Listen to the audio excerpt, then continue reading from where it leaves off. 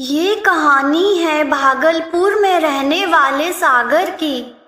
सागर के परिवार में कोई भी नहीं था, वो अकेला ही था।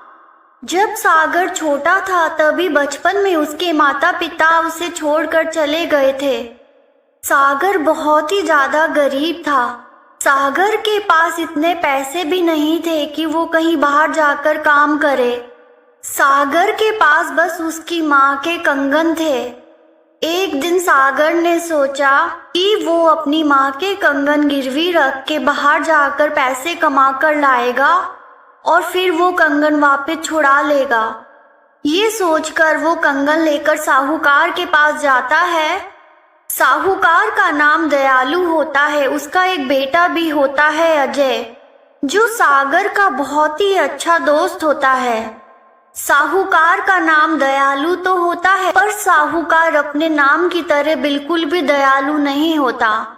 वो बहुत ही मक्कार और धोखेबाज किस्म का इंसान होता है।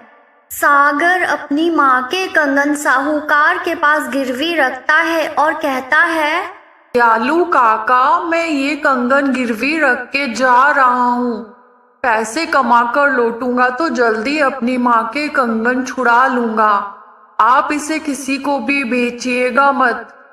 सागर की बातें सुनकर दयालु कहता है, हाँ सागर बेटे, मैं तुम्हारी माँ के कंगन एकदम सुरक्षित रखूंगा। तुम बिल्कुल भी चिंता मत करना। दयालु उस कंगन के बदले अच्छे खासे पैसे दे देता है। सागर वो पैसे लेता है और शहर में जाकर अपना एक छोटा सा धंधा शुरू करता है। कुछ ही महीनों में सागर की दुकान अच्छी खासी चलने लगती है और वो वापस दयालु के पास आता है और कहता है, दयालु काका, मैंने जो आपको कंगन दिए थे वो वापस कर दीजिए। दयालु कहता है, बेटा, मैंने वो कंगन बहुत संभाल कर रखे थे, पर क्या काका?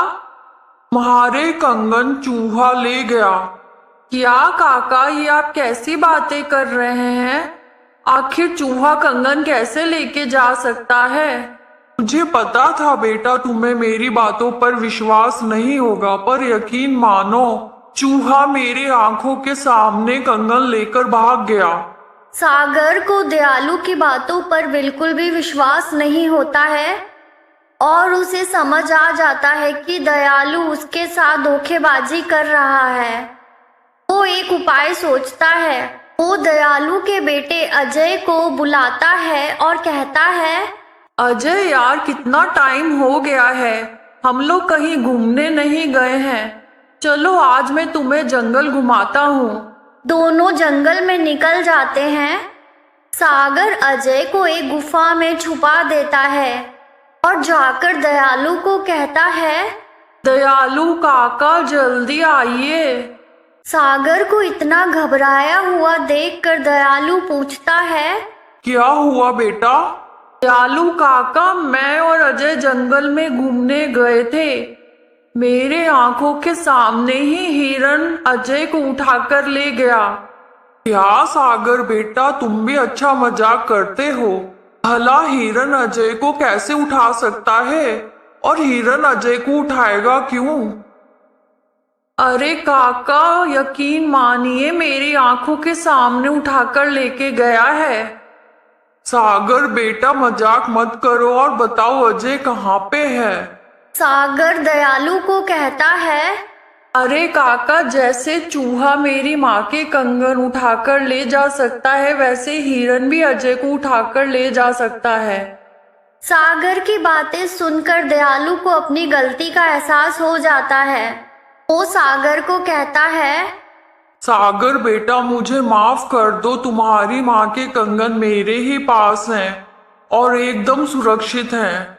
मैंने तुमसे झूठ कहा था। मेरे मन में लालच आ गया था और उसी लालच में मैंने तुमसे झूठ कह दिया। दयालु की बातें सुनकर सागर कहता है, कोई बात नहीं काका, आपको आपकी गलती का एहसास हो गया, वही काफी है।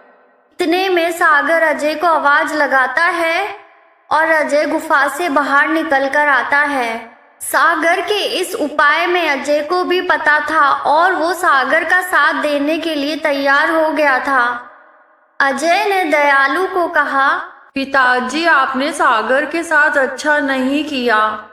सागर ने पूरे विश्वास के साथ आपको कंगन दिए थे और आप उसे ही धोखा देने वाले थे। दयालु अजय से भी माफी मांगता है और कहता है, बेटा मुझे माफ कर दे। आज जब तू गायब हो गया तो मुझे एहसास हुआ जब आपकी कोई कीमती चीज आपके पास नहीं होती तो कैसा लगता है। तू मेरे लिए बहुत कीमती है बेटा। इस कहानी से हमें ये सबक मिलता है कि हमें कभी भी किसी को धोखा नहीं देना चाहिए और अगर कोई हमारे ऊपर विश्वास करता है तो हमें पूरे विश्वास के साथ ही उसका साथ देना चाहिए। इसी तरह की रोचक और मनोरंजक कहानियाँ देखने के लिए हमारे चैनल को सब्सक्राइब कीजिए और बेल आइकन का बटन भी दबा दीजिए ताकि आने वाली हर कहानी आप तक पहुंच सके।